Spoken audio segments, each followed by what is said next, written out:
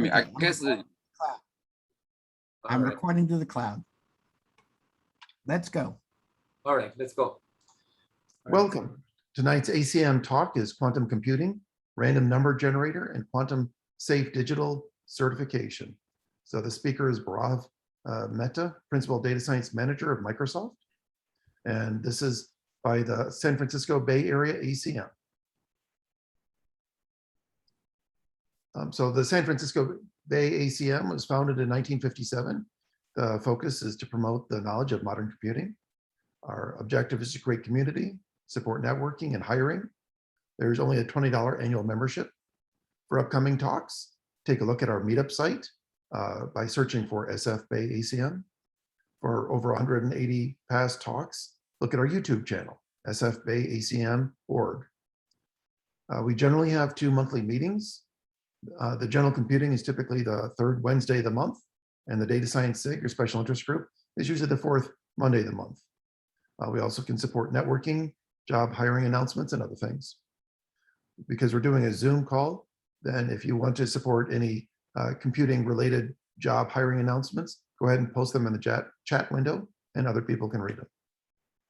Some upcoming ACM webinars. Monday, September 27th, we have in battling for a deep fake dystopia. Dr. Ilke Demir, research scientist at Intel Corp. She's an ACM distinguished speaker. We'll be talking about detecting deep fakes. And then we're working on some talks coming up on October 25th, an open Apache architecture for 1-second SQL query on a petabyte plus of data. And then also we're starting work on setting up a Saturday day-long class, a professional development seminar on the same topic, going into more details. So you can use the chat in Zoom for either questions for the speaker. I'm Greg Mikowski, the moderator, and I can read the questions to the speaker. Also, if you have technical issues, go to chat on Zoom. And also if you have announcements of jobs or other computing related events. So just to go into more details on tonight's talk on quantum computing. So as background, if large-scale quantum computers are ever built, they'll be able to break many of the public key crypto systems. So a key question is what quantum-resistant cryptography can be developed. Some of the points that we'll address is what is quantum computing? What is its use? An overview, Dirac notation, wave functions, two-level systems, classical computation, Turing machine mode, circuit model, qubits, and a variety of different algorithms. So Bhairav is a principal data science manager at Microsoft. He's about 18 years of experience in analytics and data science, AI, machine learning, big data. And he's also worked at a variety of top 10 companies. So please help me give a warm welcome to Bhairav. I'll stop sharing, and Bhairav, you can start your presentation. Here's the security yeah, there we go. It released now. Okay. All right. So let's get started. Thanks, everyone. As Greg mentioned, I am a principal manager at Microsoft, but just as a disclaimer that whatever I'm going to share is not representing anything that Microsoft is doing or any of the information. This is purely for educational purposes. This is a topic I'm quite passionate about, and let's get started. We'll go to a quick video. I may skip the video a few minutes, but let's look at it. For most of our history, human technology consisted of our brains, fire, and sharp sticks. While fire and sharp sticks became power plants and nuclear weapons, the biggest upgrade has happened to our brains. Since the 1960s, the power of our brain machines has kept growing exponentially, allowing computers to get smaller and more powerful at the same time. But this process is about to meet its physical limits. Computer parts are approaching the size of an atom. To understand why this is a problem, we have to clear up some basics.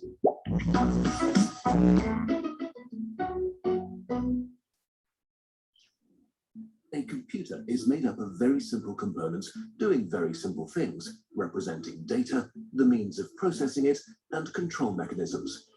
Computer chips contain modules, which contain logic gates, which contain transistors. A transistor is the simplest form of a data processor in computers, basically a switch that can either block or open the way for information coming through. This information is made up of bits, which can be set to either 0 or 1. Combinations of several bits are used to represent more complex information. Transistors are combined to create logic gates, which still do very simple stuff. For example, an AND gate sends an output of 1 if all of its inputs are 1, and an output of 0 otherwise. Combinations of logic gates finally form meaningful modules, say for adding two numbers. Once you can add, you can also multiply, and once you can multiply, you can basically do anything. Since all basic operations are literally simpler than first-grade math, you can imagine a computer as a group of 7-year-olds answering really basic math questions. A large enough bunch of them could compute anything from astrophysics to Zelda. However, with parts getting tinier and tinier, quantum physics are making things tricky. In a nutshell, a transistor is just an electric switch. Electricity is electrons moving from one place to another, so a switch is a passage that can block electrons from moving in one direction. Today, a typical scale for transistors is 40 nanometers, which is about 8 times less than the HIV virus's diameter and 500 times smaller than a red blood cell's. As transistors are shrinking to the size of only a few atoms, electrons may just transfer themselves to the other side of a blocked passage via a process called quantum tunneling. In the quantum realm, physics works quite differently from the predictable ways we're used to, and traditional computers just stop making sense. We are approaching a real physical barrier for our technological progress. To solve this problem, scientists are trying to use these unusual quantum properties to their advantage by building quantum computers. In normal computers, bits are the smallest units of information. Quantum computers use qubits, which can also be set to one of two values. A qubit can be any two-level quantum system, such as a spin in a magnetic field or a single photon. 0 and 1 are this system's possible states, like the photon's horizontal or vertical polarization. In the quantum world, the qubit doesn't have to be in just one of those, it can be in any proportions of both states at once. This is called superposition. But as soon as you test its value, say by sending the photon through a filter, it has to decide to be either vertically or horizontally polarized. So as long as it's unobserved, the qubit is in a superposition of probabilities for 0 and 1, and you can't predict which it will be. But the instant you measure it, it collapses into one of the definite states. Superposition is a game changer. 4 classical bits can be in one of 2 to the power of 4 different configurations at a time. That's 16 possible combinations, out of which you can use just one. 4 qubits in superposition, however, can be in all of those 16 combinations at once. This number grows exponentially with each extra qubit. 20 of them can already store 1,000,000 values in parallel. A really weird and unintuitive property qubits can have is entanglement, a close connection that makes each of the qubits react to a change in the other state instantaneously, no matter how far they are apart. This means that when measuring just one entangled qubit, you can directly deduce properties of its partners without having to look. Qubit manipulation is a mind bender as well. A normal logic gate gets a simple set of inputs and produces one definite output. A quantum gate manipulates an input of superpositions, rotates probabilities, and produces another superposition as its output. So a quantum computer sets up some qubits, applies quantum gates to entangle them and manipulate probabilities, and finally measures the outcome, collapsing superpositions to an actual sequence of zeros and ones. What this means is that you get the entire lot of calculations that are possible with your setup all done at the same time. Ultimately, you can only measure one of the results, and it will only probably be the one you want, so you may have to double check and try again. But by cleverly exploiting superposition and entanglement, this can be exponentially more efficient than would ever be possible on a normal computer. So while quantum computers will probably not... So this was the introduction. Instead of me explaining you, a video was a more interactive way of showing what is quantum computer, so I don't have to spend time explaining to you, right? So what Professor Dimopoulos at Stanford has said that the time has arrived, right? The time has arrived. The thing that differentiates scientists is purely an artistic ability to discern what is a good idea, what is a beautiful idea, what is worth spending time on, and most importantly, what is a problem that is sufficiently interesting, yet sufficiently difficult that it hasn't been yet been solved. But the time for solving has come now, right? So if you are into quantum computing, this slide, will kind of help you understand electromagnetism, charge, electricity, energy, gravitation, and radiation, right? So this is a very good view graph to understand how these things change over time. And it's important to know electromagnetism to understand quantum computing very well. So quantum computing, as I said, it's arrived.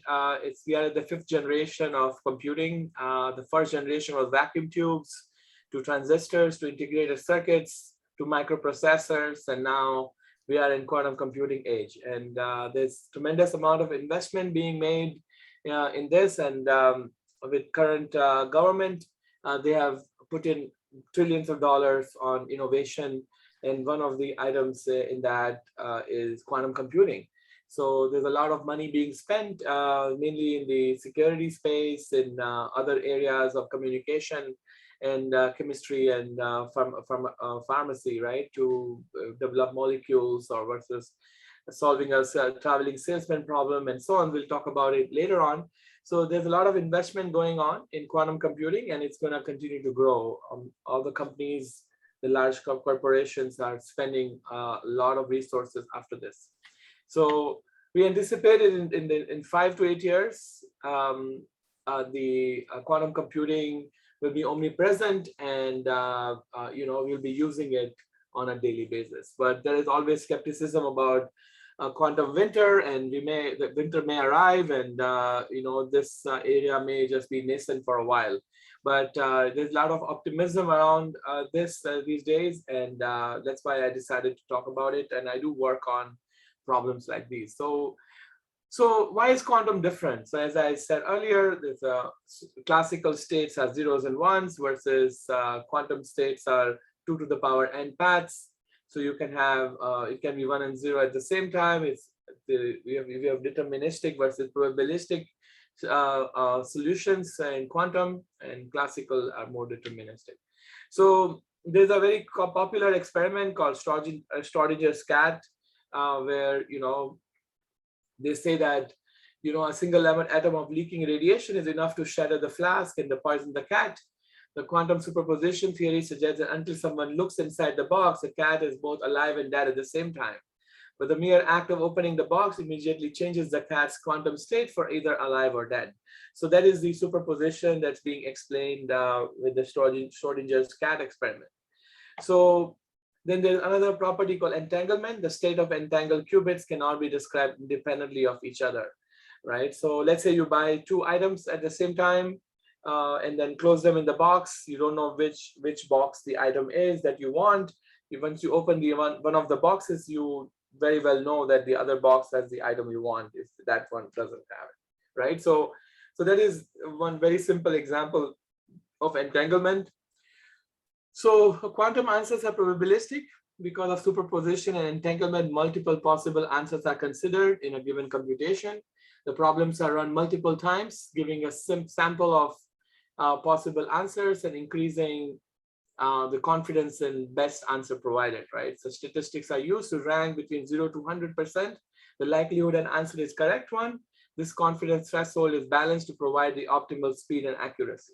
The quantum computers can harness the properties of superposition and entanglement to solve complex problems in the way that increases the problem size, causes a far smaller increase in the time required to solve the problem. So you see the both properties are explained very well here, but discrete versus infinite, deterministic versus probabilistic. Those are the superposition properties. And then on the right hand side, you have the 2 entangled qubits. When you entangle them, you are throwing a laser on it, right? A laser manipulation. Individual qubit values become indeterminate. And then you are looking at the operation here, where your operations on either qubit instantly affect the state of the other. That Einstein called it spooky action at a distance. We call it entanglement. Measuring the value of either qubit breaks the entanglement and reveals both values, right? And there have been experiments of quantum teleportation, of sending messages to space, to large distances, and people have been able to illustrate the entanglement and quantum teleportation. So what we are not going to talk about quantum teleportation, we're going to talk more about the cryptography and how the quantum computing is going to affect that. So this is a view graph of how the classical processes work versus how the classical algorithms work, like a waterfall you see on the left hand side bottom, and the quantum algorithms work can take advantage of parallelism afforded by superposition of states. This means that all possibilities are analyzed at the same time instead of individually, analogous to being able to scan all your business cards at once to look for the name instead of looking at it one at a time. So quantum algorithm gives each card a probability of being right. After several iterations, the cumulative probability of target card will be higher than the others, even if the algorithm has to be run several times. There is a question of error correction.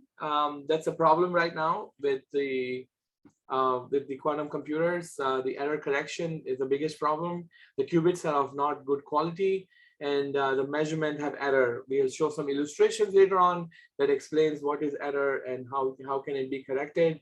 So classical computers have good error control, which enables robust outcomes despite imperfect components. To give quantum computer a similar level of fault tolerance and the capability to correct errors requires fresh approaches, typically adding ancillary qubits, making scaling up even more difficult, right? So there are game changers in the future, due to quantum computers, and there's an issue with loss of coherence, adding additional qubits. So those problems have to be solved for having a viable quantum computer. So we are going through a second quantum revolution right now. So the classical applications for cryptography, finance, material and drug design, for advanced batteries or advanced drug design and machine learning. And now the quantum applications are quantum sensors, quantum clocking, quantum security, quantum imaging, and quantum thermodynamics, right? So you have quantum material versus quantum simulation. So we are going through a second quantum revolution right now. So let's explain the error correction problem, right? Improving the error rate will result in more powerful quantum computer. We all know that. But increasing qubit numbers does not improve a quantum computer if error rate is high, right? So you can add as many qubits you want, but if you don't have a good error correction, you're not going to be able to have a viable quantum computer, right? So if you want to use quantum computer to solve real problems, they will need to explore a large space of quantum states. The number of qubits is important, but so is the error rate. That's why Microsoft is adopting topological qubits, which has much better, higher quality qubits versus other companies like IBM or Google or Rigetti or Honeywell and others. Okay, so what problems we are talking about? We are talking about problems that are solved by classical computers. They are called P problems. Graph connectivity, testing is the prime number factorization, or testing if a number is prime. Matchmaking, that's a classical computer problem.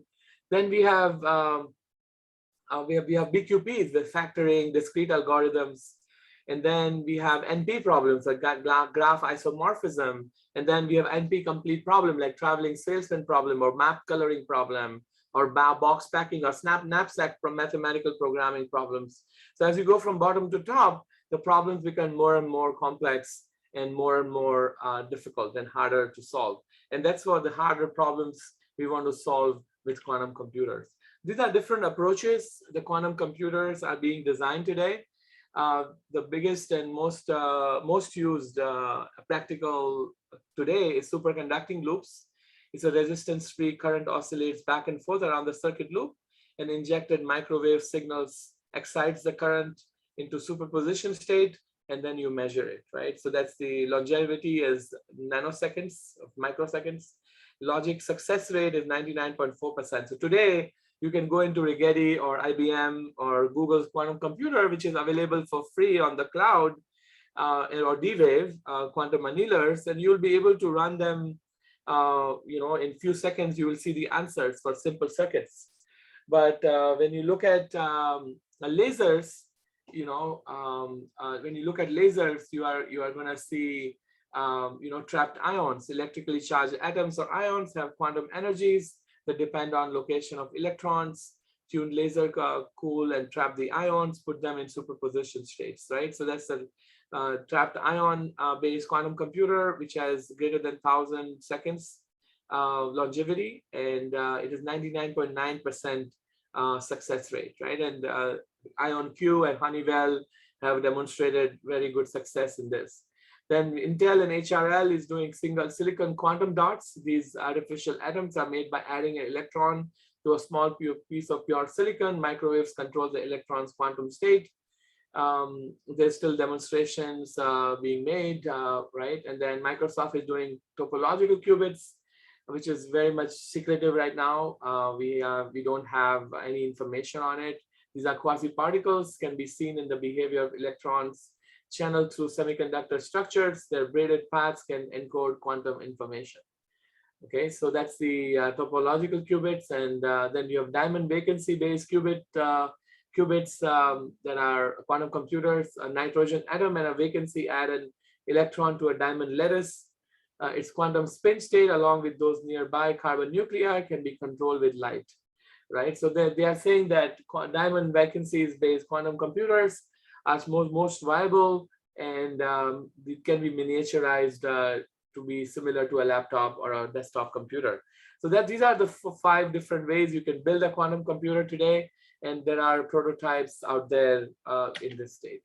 Okay, so these are the companies who are pioneers in quantum computer right now, starting with IBM, Google, Alibaba, Microsoft, Intel, Honeywell, 1-qubit CQC, D-Wave systems. And a lot of these computers are available on cloud to use. So Microsoft has something called Azure Quantum. You can log into Microsoft Azure and access Honeywell or IonQ's quantum computer or 1-qubit quantum computers.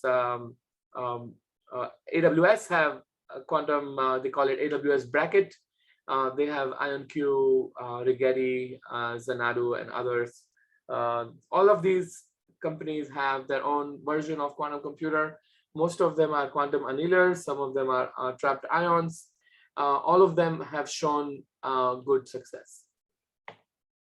So in the era of quantum supremacy, we'll be able to perform tasks with controlled quantum systems going beyond what can be achieved with ordinary digital computer.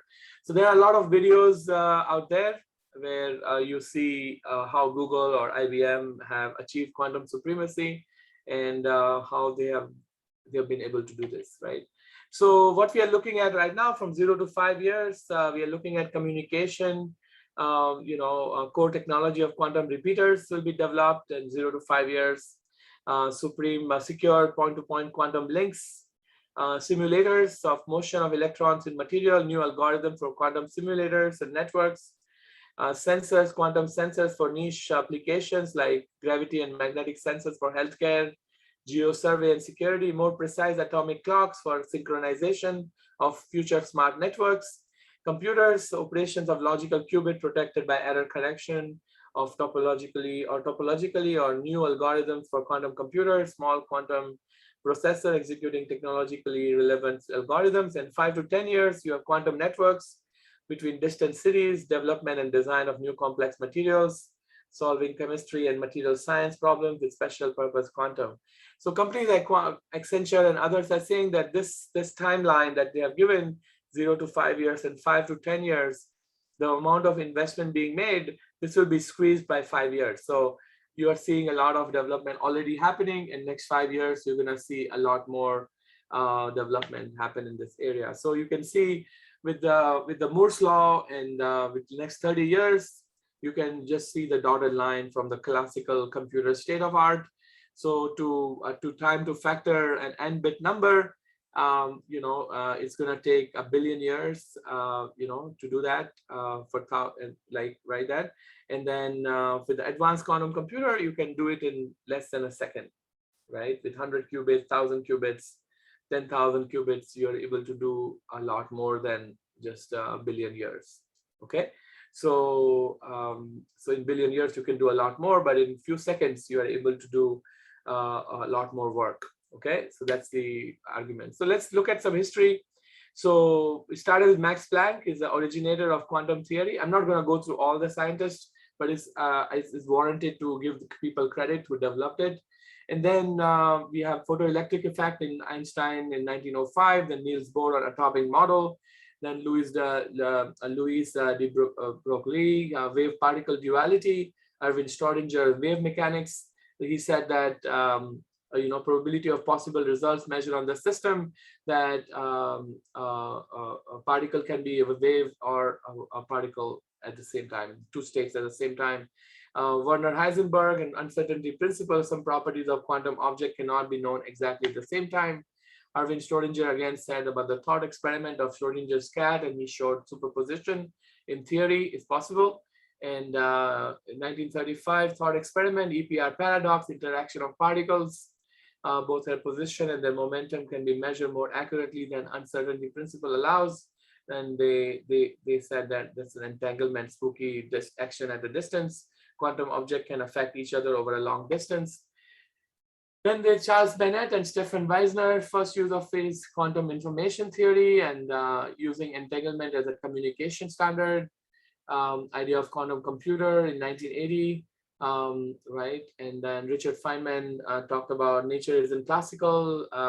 If you want to make a simulation of nature, you did better make it quantum classical mechanical.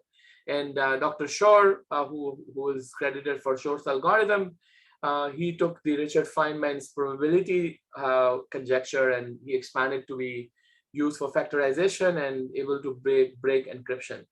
So this was a classical 1981 physics of computation conference at Andy Courthouse at MIT, and all the great scientists were available then. This is a very, very common photo you see in all quantum computer theory.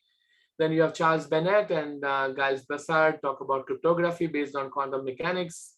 Then it was, we had David Deutsch's algorithm on universal quantum computer, Church-Turing principle and universal quantum computer.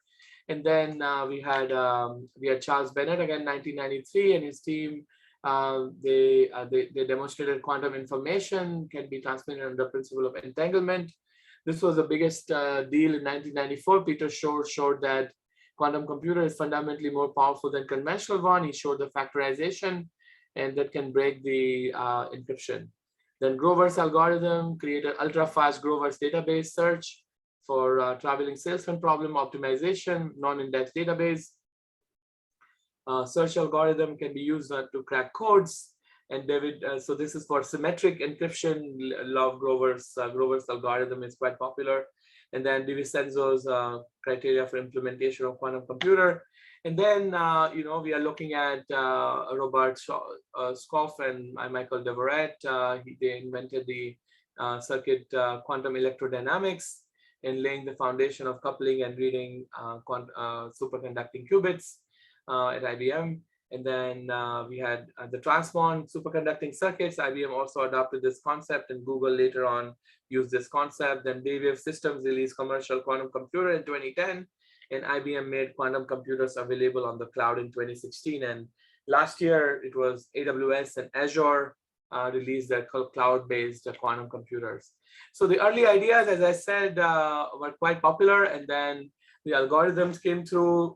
We have Gauss's algorithm, universal computational device that can be based on law of quantum mechanics rather than the law of classical physics on which the Turing machine is based.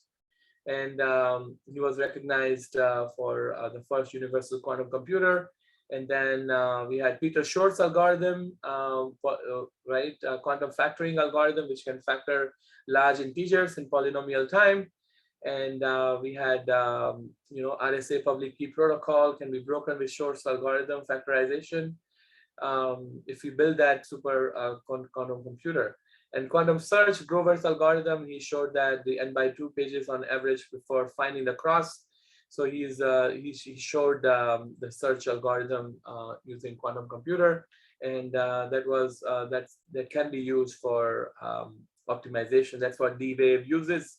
So D-Wave, if you go to D-Wave website, you can see, you can use the quantum computer for a few seconds. They give you for free. And there you can see all the illustrations of how the factorization of 7 to the power 2 can be done, 49 can be done, this shows that number factored using classical computer and then quantum computer. He also shows a lot of search algorithms and how D-Wave is using that. So these are the algorithm papers, the 3 papers that were most of them at Bell Labs and Murray Hill, New Jersey. So promises of quantum computer and computation is exponential information storage, solutions to be unsolved problems, revolutionize cryptography like quantum physics, linear algebra, sampling optimization, and then bring foundation quantum mechanics to fore entanglement, exponential power, new insights into complex algorithm, even complexity theory, right? So those are the promises of quantum computation. The challenges are error correction.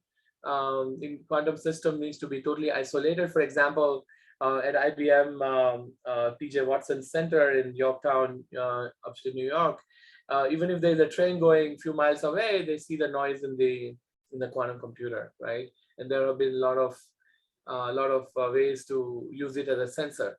So, but system need to be controlled, data needs to be input and output, qubits within the system need to interact with each other.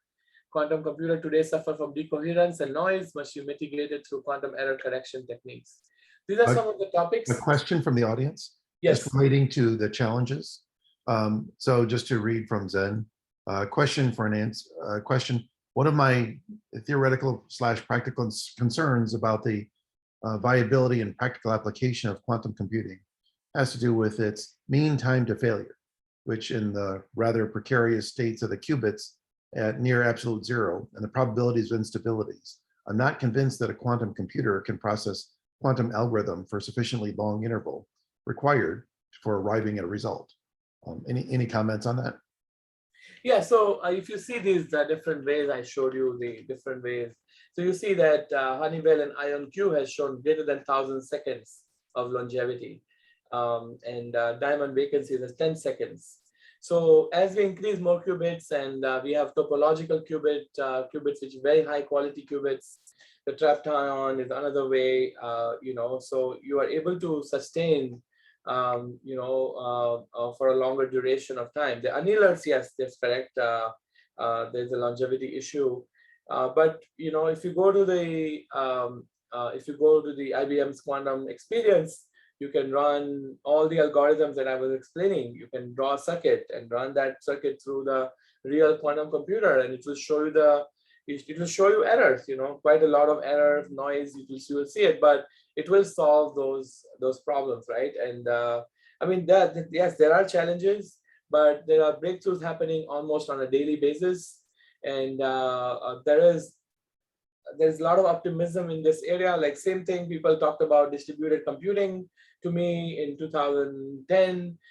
They talked about AI deep learning in 2014 to me. And I had always challenged them that, hey, it's going to happen, right? The economies of scale is one way, the demand and the applications, right? So you're going to see that happening. There's a lot of investment being made in this area. And there's a lot of promise being seen with respect to experiments being run. Just yesterday, I read that first time they were able to measure quantifiably the particle wave. So basically, the Schrodinger's experiment, they were able to measure the duality, right, deterministically, right? That was day before yesterday. So you are seeing a lot of advancement in this area. Yes, there is a lot of hype right now, but at the same time, nobody wants to miss the bus. There will be a breakthrough, and there's already a lot of illustrations happening. Okay, so let's see. I hope I was able to answer that question. There are challenges out there, definitely. Yes. So these are some of the topics that are quite common in quantum computing today, in computer science, mathematics, physics, and there's a lot of curiosity around it. So how does quantum algorithms work? So you first your start machine is activated by creating an equal superposition of all 2 to the power n states. So this goes back to the question that Greg was presenting here, that how does it work? So first you activate the spread. Okay, so machine is activated by creating an equal superposition of all to the power n states.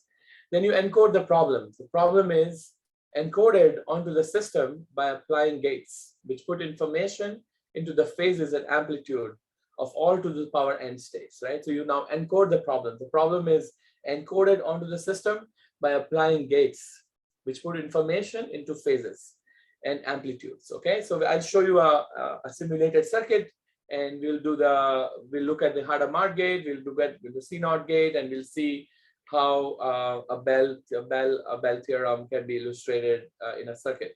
And then you unleash the power. The machine comes to the solution by using physical principles of interference to magnify the amplitude of the correct answer and shrink incorrect answers.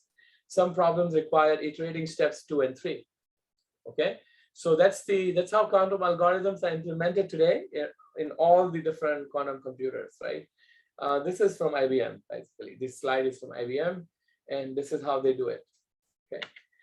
So quantum phenomenon is everywhere around us, right? So when you go for a bath, the bubbles are quantum phenomenon, right? That's a very classic example of it, right? So what we are doing with the digital computers, we are just dumbing down the reality and trying to conform it into ones and zeros, and we are able to get closer to reality. With quantum computer, you are in reality, so you are able to illustrate, right? So Fourier transform is another very important,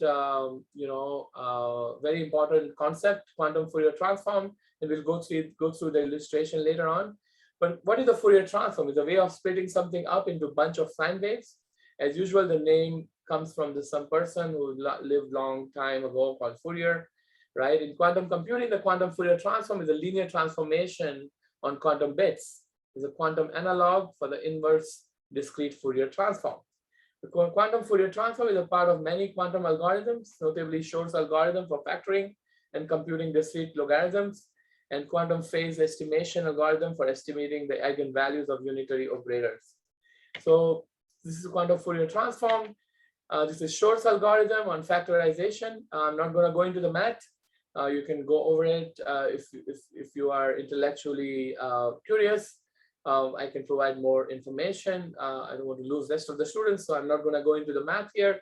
But an early quantum algorithm which stimulated significant interest in quantum algorithm is Shor's algorithm for factorization. Okay, so this is n equal to p by q problem.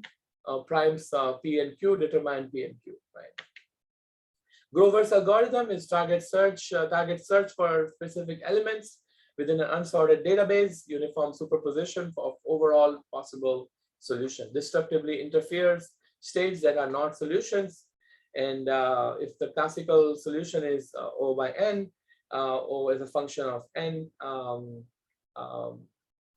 right? Grover's algorithm, O is the square root of n, right? Right, so that's the application of Grover's algorithm is versatile. We already talked about it. Quantum error correction is high potential for error to occur during calculations. That was the question. Currently available quantum computers are extremely noisy, and they call it NISQ. Somewhat a catch-22, noise is induced through outside interactions, yet we need to interact with quantum computer for input and output. The classical algorithm, we typically use redundancy to mitigate errors, not possible for quantum algorithm due to no clone theorem. Instead, need to spread the information on a single qubit on a number of qubits. That way you can reduce the quantum error. So this is the illustration I gave earlier. I'm just showing it again, just for your information. So let's talk about the meat of the talk here. The meat of the talk is the quantum random number generator and factoring to brick encryption. So what is cryptography? So cryptography is the art of writing data so that it's not readable by unauthorized users. The cryptographic primitive is unlikely to be broken by adversarial techniques because of the computing power needed to do that if you are using the symmetric cryptography. However, recent technology development has cut this service life expectation in half. So NIST, rescinded the current public key standard of RSA 2048 released in 2016 and aggressively seek more complex cryptographic algorithms to thwart attackers. So you are seeing there was a recent publication where they were able to reverse engineer the logic used to give pseudo IDs or hash IDs to the IoT devices, and because they were able to reverse engineer it, they could create new IDs, and they were able to new keys, and they were able to break into the IoT networks, right? So that was the one of the latest news in this area, right? Where that's why NIST decided to rescind this standard and go after more aggressive techniques, and we'll talk about it. A looming threat to this cryptographic standard is a new paradigm of computation, the quantum computer. So 94 Peter Shor formulated algorithm for quantum computer that would have the power to identify secret cryptographic keys in extremely efficient ways. The quantum computer will be able to implement Shor's algorithm at a relevant scale in 5 to 7 years. That is a projection by most of the companies and physicists and the consulting firms who are making decisions for investment. The strength of specific cryptographic primitive depends on secret key length and mathematical strength of the algorithm. Cryptographic methods rely on large key lengths along with computational difficulty of number theory problems such as discrete logarithm problem to provide protection from cryptanalysis techniques. So there are a lot of new techniques. They are computationally difficult of number theory problems. They are trying to solve it. So there are 3 ways to create random numbers. You can either generate it using simulation like Monte Carlo or sampling. You can use any statistical sampling distribution, and you can create random numbers. So that's very common out there. You can use cryptography. They uses like thermal cycles of the CPU or other fundamental processes to generate keys that are currently used for banking, encryption, and QKD. We'll talk about QKD later on, quantum key distributions, and fundamental science, a loophole-free Bell state. So there are 3 ways to create random numbers today. So what is a quantum random number generator? Seek to be a new norm of generators of random numbers, not only in cryptography, but also in many other fields such as AI, Monte Carlo, such as simulation and sampling. So this QRNG, the quantum random number generator, apart from its technical merits, would have fascinated Einstein. So you would probably be happy that the theory of relativity led to the outcome, but the approach also suggests something about quantum theory, the random existence of which Einstein denied when he claimed that world does not play dice with God. Perhaps not, but mankind has figured out how to create its own superior, quantum-based and completely random dice, right? So you have branching path generator, time of arrival generator, photon counting generators, attenuated pulse generators, generator-based quantum vacuum fluctuations, and so on, right? Random scattering, optical parametric oscillators. These are different ways of creating quantum random number generator. But the simplest one I've shown you here. You put in your light source, you put it through your camera, and you create a random number through a smartphone, right? This is a very basic layman term of quantum random number generator. You are using the quantum principles to create random number generators. So algorithm plus seed, linear congruential PRNGs, cryptographically secure PRNGs. These are pseudo random number generators. And then there are true random number generators based on physical processes like chaotic random number generator or quantum random number generator. And we'll talk about it later on, how it can be used for cryptography, right? So QRNG are ideal, right? Intrinsic randomness, unpredictable and private, uniform after post-processing. That's a quantum random number generator. So how do you build a practical quantum random number generators? You have side information, you have classical entropy. Quantum entropy sources could be mixed state, measurement devices, and environment introduces noise. There's a book from Springer by Stefan Shor, Ras, and Rayner, Quantum Random Number Generation, right? And it's a quite popular book out there. I would recommend you to read that. So this is the one at QUT, the Quantum University. There's a Quantum Universal Technology Center in Australia, and they have this quantum QRNG under test. And you can use this use this quantum random number generator for your use.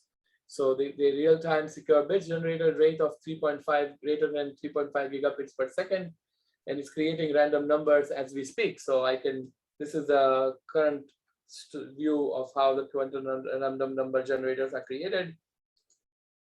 I can go to this link here, and we will see in the browser, we will see there we go. Okay, so we'll be able to see, like, they give you access to their APIs.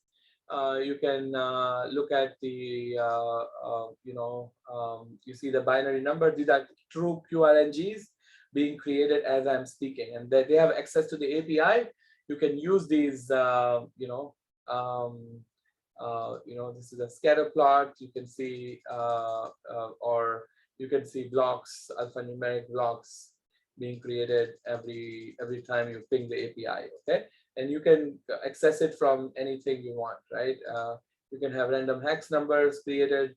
This is true random number generator at 3 Gbps being created. Okay, so let's go back to our presentation. So this is what I wanted to show you from the true quantum random number generator. Okay, so let's go back to our slide here that we were at. Okay, so this is your true quantum random number generator, and you can create it using various ways. Okay, so how is that used by Peter Shor algorithm? So you have a number to factor. So let's say you have a number 49 to be factored. So you enter that. It starts with random number generator with base B, modular exponentiation, quantum Fourier transform, passes through the quantum computer. You get the frequency sample, limit denominator. You do the b to the power half p and extra square root, filter out non-factors, and then factor of r. So you are able to get a factor. You can factorize a number using this, and this has been demonstrated already.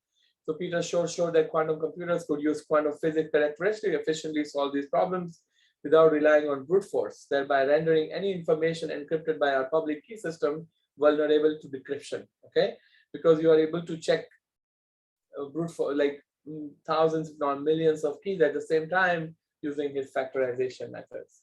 This is his video. You can watch it on your own. And he explains like how he talked to Richard Feynman, and Richard Feynman inspired him. But Richard Feynman, he had an incomplete study. He didn't complete his work. He didn't illustrate the work. That a probability doesn't have to be from 0 to 1, but you can have a negative probability and positive probability.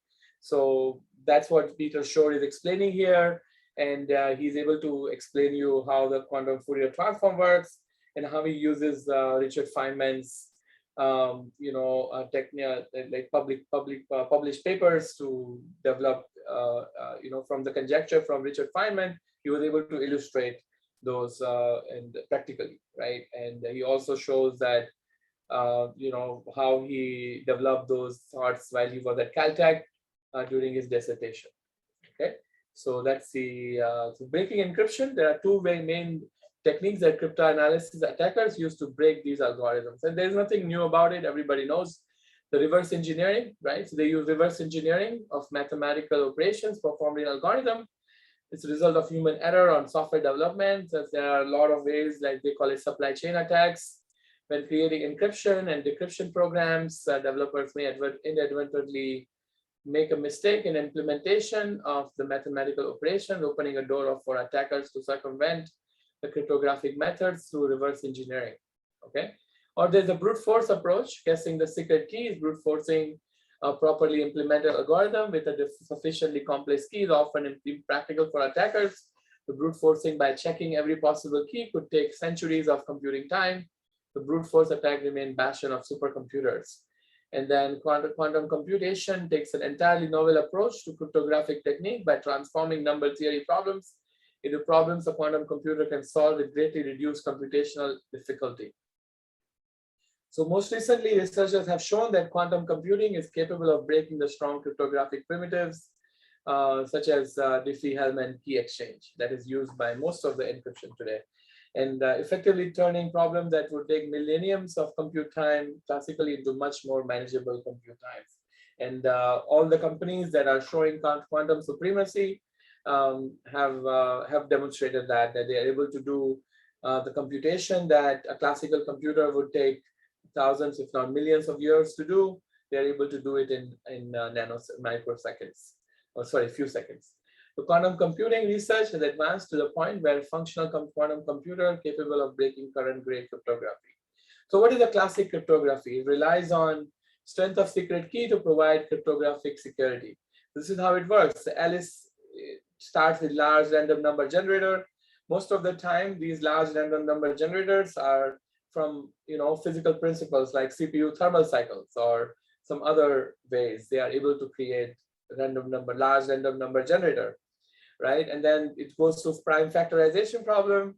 You get the Alice's public key and Alice's private key. So that Alice generates seed large random number to generate her public private keys. These were chosen between it's computationally easy to combine two large numbers together. However, it's computationally difficult to go to opposite way, right? You can't determine the original number of where if only given one. Okay, so that's a principle they use. Some of the names of it is prime factorization problem or discrete log problem or elliptical curve methods that underpin the cryptographic schemes.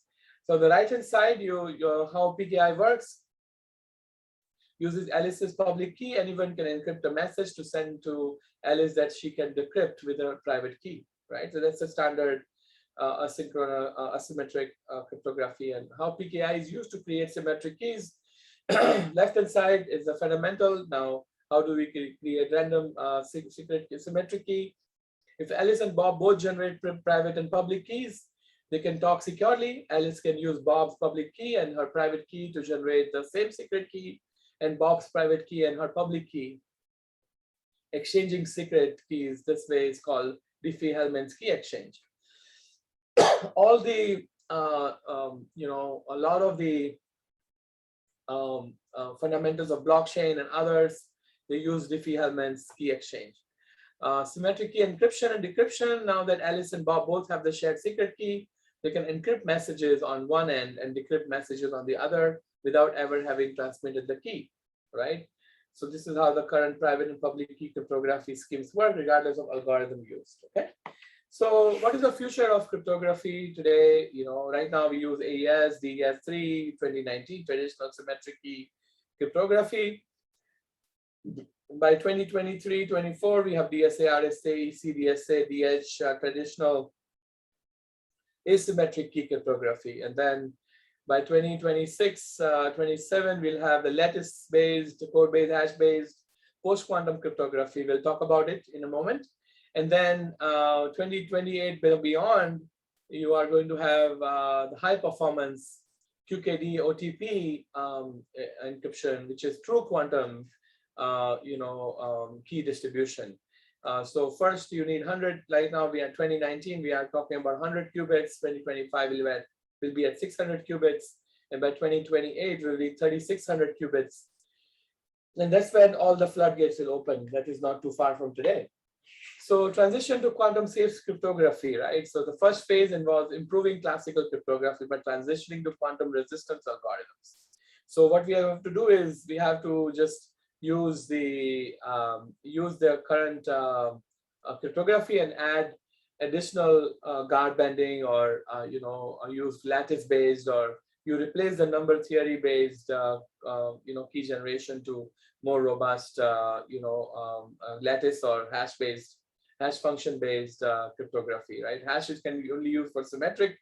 A hash cannot be used for asymmetric, but you can use it. So researchers have been working to create cryptographic schemes that preserve existing cryptographic infrastructure, but swap in number theory problems that resist attacks by quantum computers, right? So they swap the number theory with something else. This would make it possible to replace just one small piece of public key infrastructure, the combined key space, with quantum resistant algorithm like lattice-based and hash-based cryptography. And NIST has already recommended everyone to move to lattice-based cryptography in few years' time. Right, so NIST released this next quantum resistant. Question in the previous slide. You had mentioned Grover's algorithm on that slide. Yes. Another question from Zen. Performance of Grover's algorithm depends on the bandwidth of the interface to the external data store. does it not? Yeah, that is correct. I mean, they have found, so they have found breakthroughs in that also. I can share with you a paper on that and how they were able to overcome that problem. Okay. Yeah, I mean, I can show you that paper in a moment also. Okay. So I do agree with you totally that yes, that is correct. It's dependent on the base that you were referring to, and I can show you how they were able to overcome that. So factorization. A question for me, Greg, Yes. is everything you're talking about is qubits, but not the duration. So in the slide, you're talking about the different hardware technologies. There was two attributes. One is the attribute until the quantum entanglement degrades, and the other was the number of qubits. And here you're only talking about the qubits, but not the duration of it.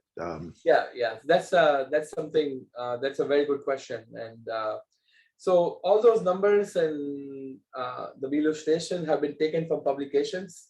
All this work that I'm showing you here is from consulting firms like Deloitte or Accenture or Boston Consulting Group or McKinsey. So I'm showing you the very, very peer-reviewed and proven numbers and illustrations. I've not created them. So I put reference in the bottom of the slides, and maybe I missed it, I will add it. So so I can send you the supporting publications. Yeah. No, it's just more of a curious, is there, no, I mean, that's if everything is focused question. on qubits, but not the duration. I totally if you have a lot of qubits, you know, Yes. if you need to run an algorithm for 5 seconds, but things dissipate after 0.2 seconds. Right. That's why they want to distribute it to many qubits, so they can if one qubit will disappear in 0.2 seconds, but then you will have other qubits, you know, one after the other or in a parallel, right? So I see. Yeah, Just for faster exponential search. Exactly. So more qubits, you can do a lot more. If and only if you are able to correct the errors, right? So that is the biggest challenge right now, and I'm very optimistic about that they will figure it out. So so they were Honeywell and Google both published an article 2 weeks back saying that they are able to correct errors as they are producing more qubits. So that was a breakthrough in error correction, and also there was a dual state material. You know, Google had published an article that they were able to see the duality of the material, right? They published an article and showed the data and calculation how they were able to see dual states, you know, of the quantum material. So that was a breakthrough 4 weeks back. So, so researchers have been working on cryptographic schemes that preserve existing cryptographic infrastructure but swap the number theory. This would make it possible to replace just one small piece of public key infrastructure, right? So lattice or hash-based cryptography can be used, and what ViewGraph is showing here is the factorization or D-log is easy. Estimated risk of RSA and EEC break is 15% by 2026 and by 50% in 2031. This is a very conservative estimate. Grover's algorithm, symmetric cipher, is dangerous as well. Finds it high probability of unique input to a black box function. We should double the size of keys and outputs, and that's what these schemes have shown. So RSA, ECC, DSA, DHA, DH is game over. Symmetric encryption, larger keys, hash functions, larger outputs, and then they are talking about bulletproof, ZK Stark or Ligero. These are all the different ways to have a quantum safe. So quantum computer current state, you know, quantum qubits and gates, billions of gates, 6,000 qubits, RSA 3072, ECC 256. Google Bristlecone is 72 qubits. Largest number claimed to be factored is 200,099. D-Wave announced 2,000 qubits quantum computer, but targeted to AI. It's controversial. What they call it, the qubits. And then one-time hash key, ZKP, ZK Stark, Ligero, Science, Sphinx, Ring LWE, New Hope, pure quantum algorithm, blockchains, WOTS, BPQS is 10,000 times faster. They're able to show they are more quantum safe. Okay, it's the current state.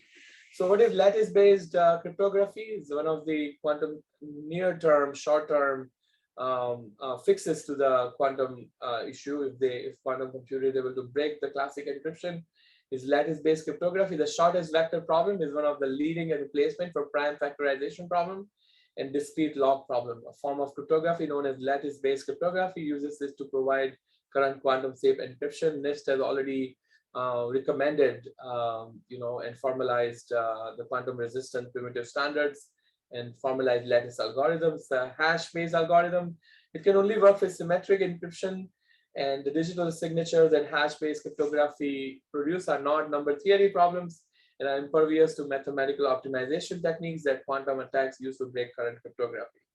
Because the signatures generated from hash-based cryptography are only suitable for one-time use, the key must be generated for each new message sent. An old key must be tracked to prevent recycling.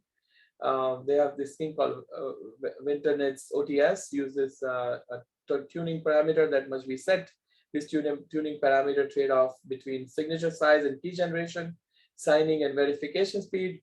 That again goes back to the time, right, that Greg was alluding. The hash-based cryptographic implementation need to optimize this parameter in order to be effective. So now let's talk about the long-term solution, right? This is one of the last topics we're going to talk about today. So long-term, we want to create quantum numbers using the quantum cryptography.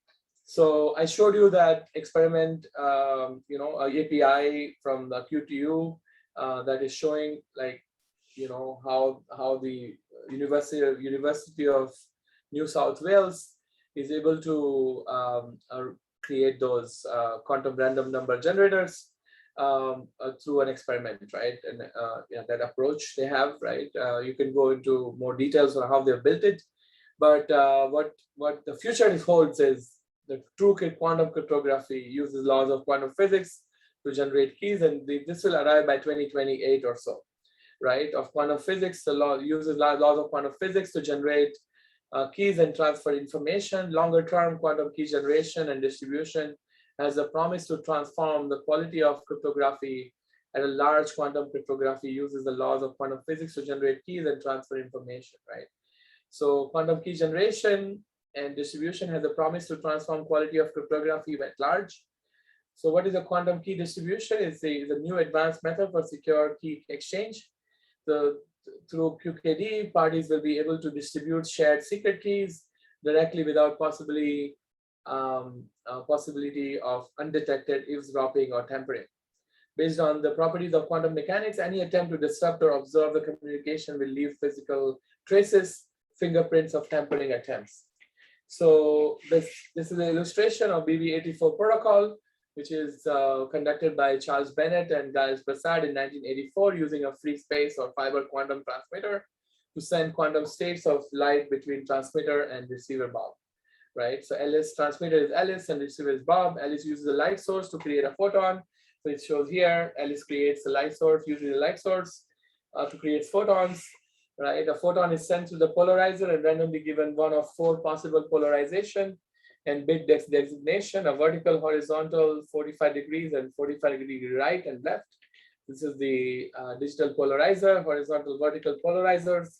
And you're looking at that. And then a photon travels to Bob's location. Bob has 2 beam splitters and 2 photon detectors. Okay, so they have beam splitters and photon detectors on the Bob side. And okay. And Bob randomly chooses one of the 2 beam splitters and checks the photon detector. The process is repeated until entire key has been transmitted to Bob. Bob then tells Alice in sequence which beam splitter he used. Alice compares this information with the sequence of polarizers she used to send the key. Alice tells Bob where in the sequence of sent photons he used the right beam splitters. Now both Alice and Bob have the sequence of bits they both know.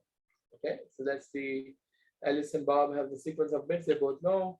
So the Bob's detection basis, Bob's measurement, and shifted keys is a quantum key distribution. Okay, so this is a quantum Fourier transform. But that was the last slide I had, and this is how the future of quantum. This is the QKD and OTP. That's a high performance QKD will be built by 2028, 29, and that is what we should look forward to in few years. Before that, we'll have to change our cryptography to lattice-based cryptography to save it from post-quantum cryptography. Okay, so that is the material I had.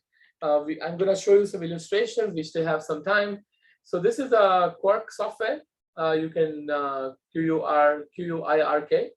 So you can run it on your computer, and it will from a browser, and it will show you the all different algorithms and the circuit for it. You see this here. You're seeing the 8 qubits here, and how the states are changed, and how the quantum Fourier transform is being run here, right? So this is the quantum Fourier transform. Let me show you the QUIRK.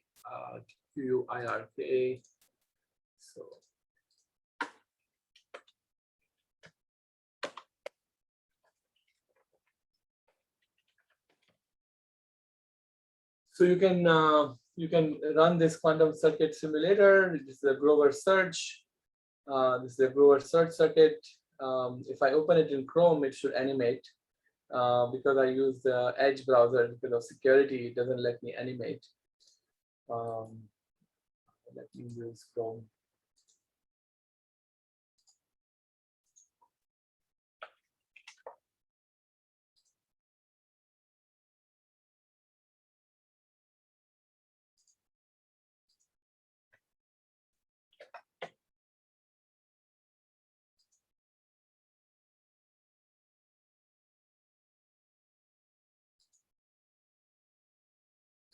Just a second here.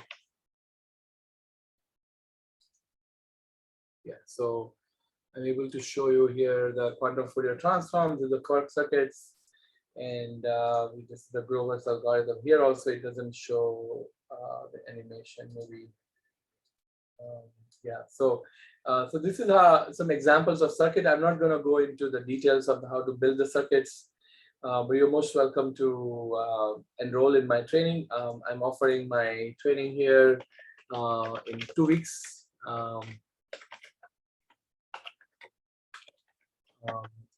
So it's a 2-day training.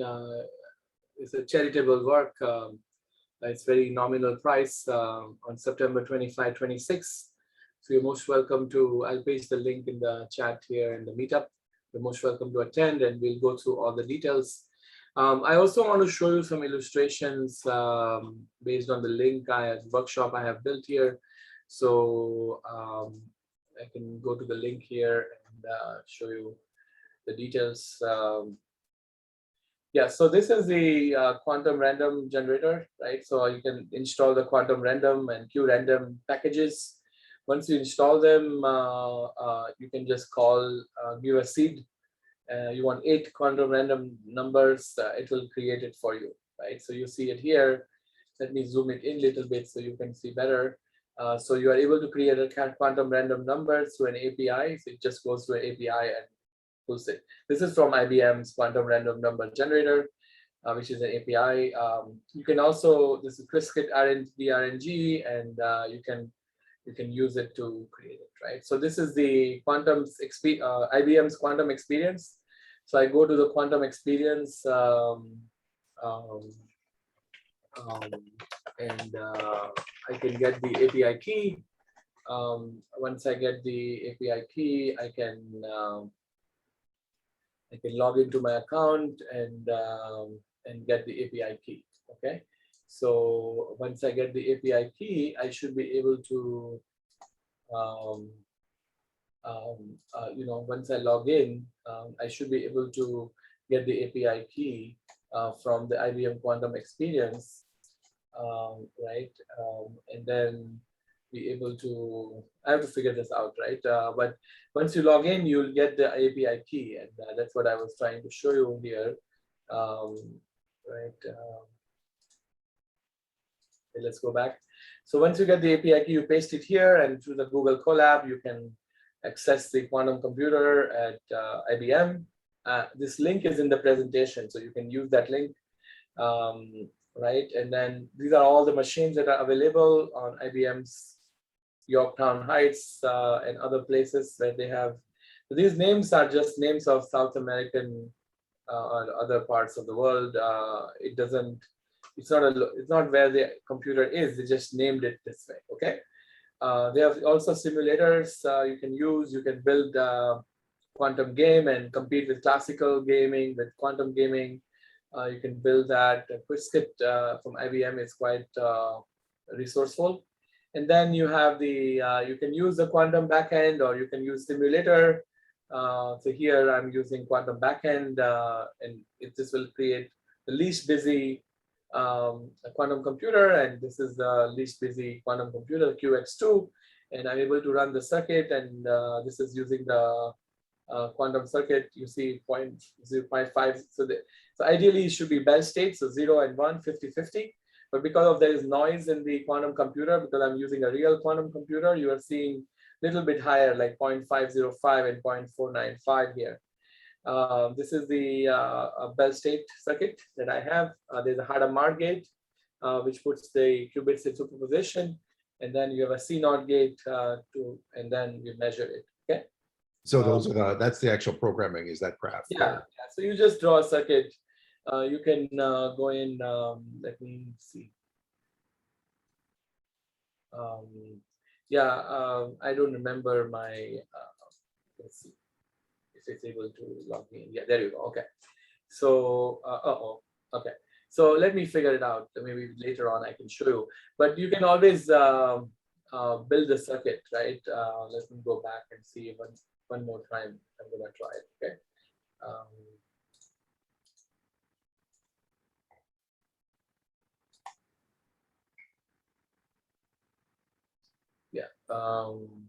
So whatever, yeah, there you go. Okay. So so this is my API token, right? So that I can copy, right? So I can copy this API token, paste it there. I can go to the composer, and I can compose a circuit. So I may have done many of these, so it will show up on the left. This is the program, this Qiskit program. I can look at this is a Python program. You see, very simple. So this is a Grover example. This is a Grover circuit, and I can submit this, right, and set up and run. And I can put it on Bogota, which has 1 job running. This has 45 jobs running. This is 8 jobs running, 165 Armonk. And it also shows how many qubits it has. This is a simulator with 5,000 qubits. I mean, this is already not real, right? But you see there's 7-qubit Casablanca. Maybe Lagos is the one I want to use. And I can run the Grover's algorithm on this one, and then I should be able to see the results when this program is complete. So right now it's being run. Okay, so you see it's running, right, and others are complete, and I can see the results. This is Grover's algorithm on search, and I was able to get the result like this, right? There's a lot of noise, so you see a lot of noise here. The answer should be 0, but you see the noise here, right? I can go back. I can also see more details of the program, how it ran, how long it took. I ran it on when I trained last time on July 31, and I was able to get the result in 11 seconds. Okay. So this is Bogota with 1 circuit. I ran it, and it ran on Fairshare. So this is an example of this, right? You can run this circuit. This is a bell state circuit. I can show you that very simple circuit I have here. Are there any circuits that can run any simple AI or machine learning programs? Yeah. There are quite a lot. So I mean, if you go to D-Wave systems, let me show you the D-Wave, right? They call it D-Wave, D-Wave system. Quantum computer. So they have a name for it, Leap. It's called Leap. So you can log into the D-Wave systems Leap and run the algorithms, right? So let's see, let's log into this, get started. Right, and then you can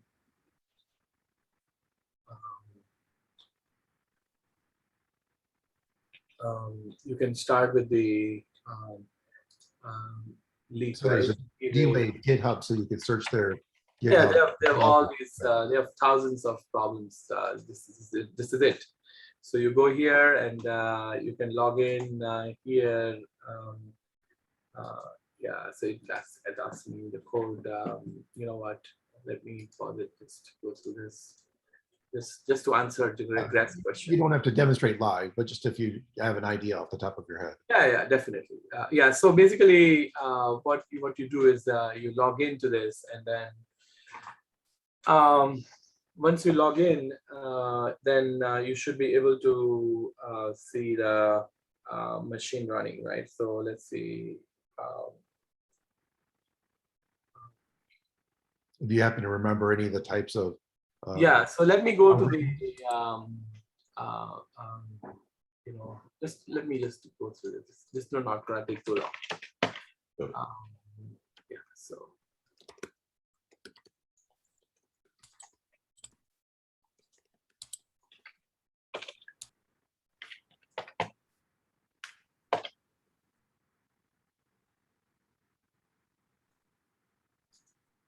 Yeah, so this is the code here. Okay, so you put the code here and then it'll let me in. Okay, so probably I've exhausted the few seconds they give me. So expired, right? So I have expired it. But you can see, you can look at interactive demos, you can look at examples, like there are all these tens of examples like Sudoku, N-Queens, nudge scheduling, satellite placement, simple ocean example, QBoost, pipelines, maximum cut, maze. They have a lot of examples, right? Image segmentation, graphing, factoring, graph coloring, map coloring. So they also benchmark the classical versus you know, you can do social network analysis, you can do factoring, and other examples, right? So you can, it's freely available. You can go to GitHub or interactive demos. You can download the notebook. They have ocean software you can write, like for the nerds scheduling problem. You can open their IDE, and it will open their IDE, and you can run the program here. I mean, I'm already helping few startups to implement this into their product, you know.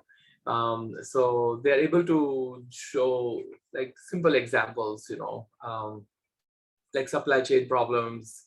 They are showing one way to do it, you know. So because I've exhausted my my budget here, I have to create a new account to get another 15 seconds of quantum computer time.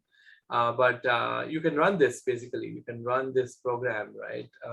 And be able to, this is your nudge scheduling.py program. This is your Python program. You run it, and it will, when you run it, let me show you. Probably it will run. So now it's running. You see, it will say I've exhausted my time. Yeah, see, I've exhausted my time, so it didn't work. But if you have time, you will be able to run it. Okay. So that's the example of what works.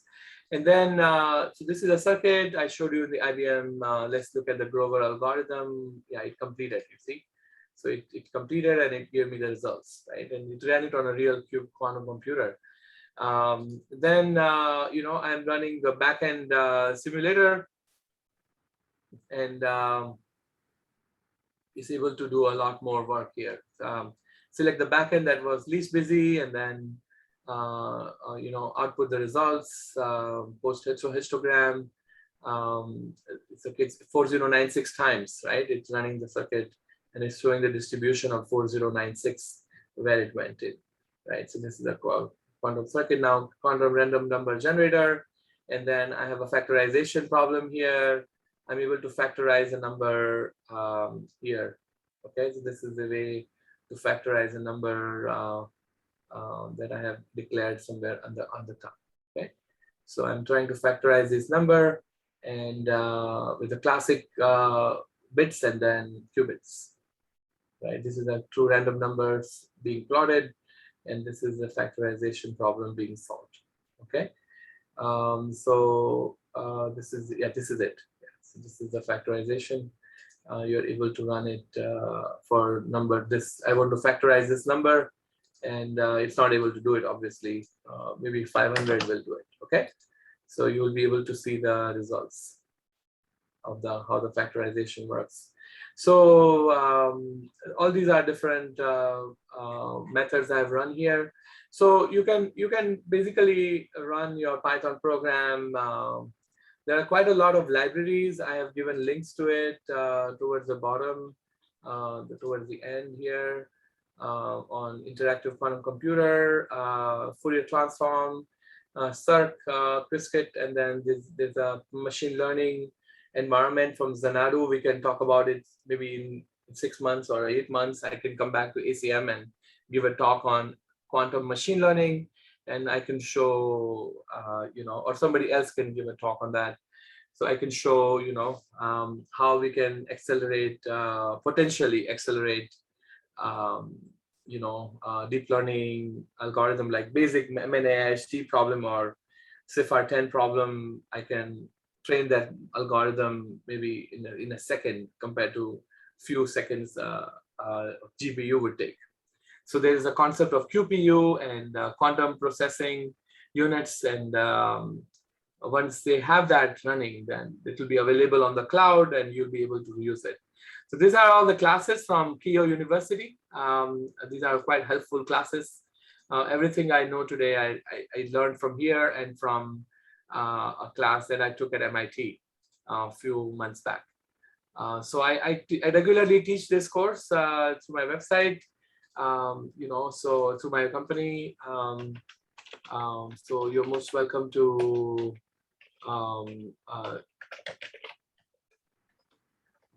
visit my site. I'll put the link. This is I run the training on different topics, and we have a consortium of instructors.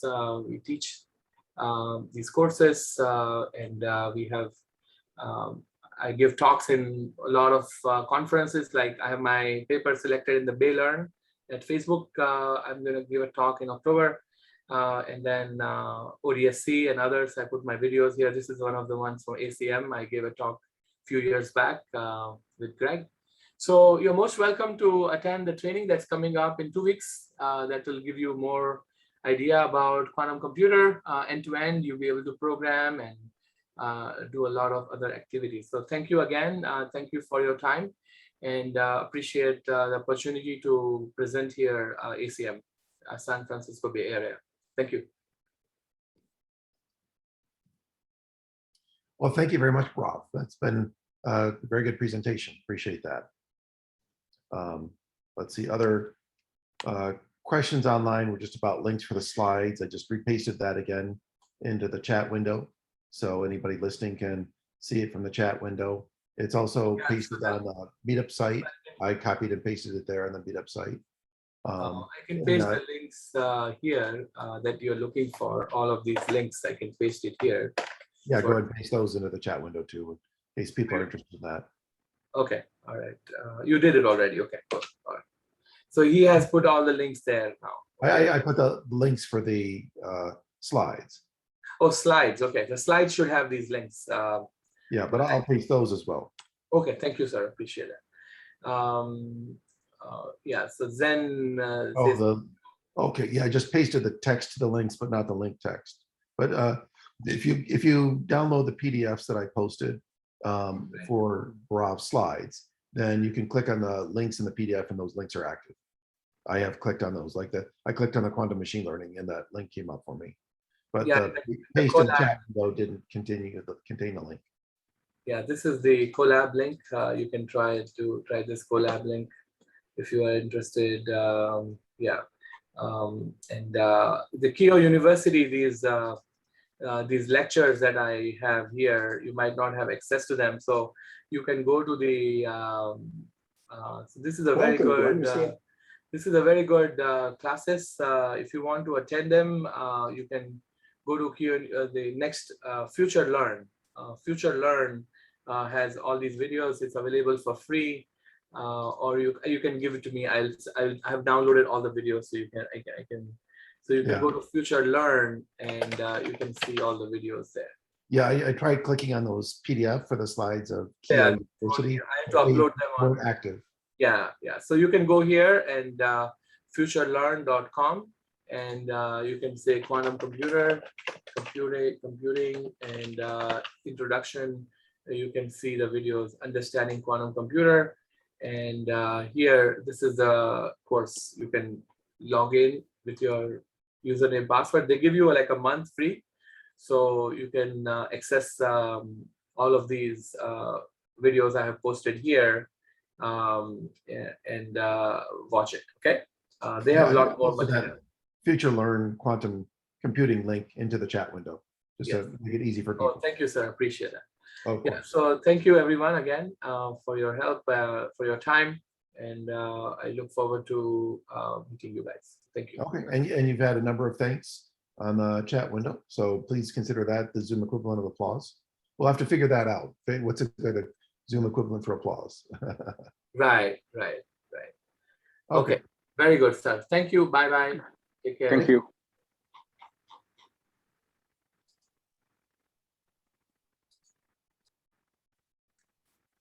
I'm going to stop the recording.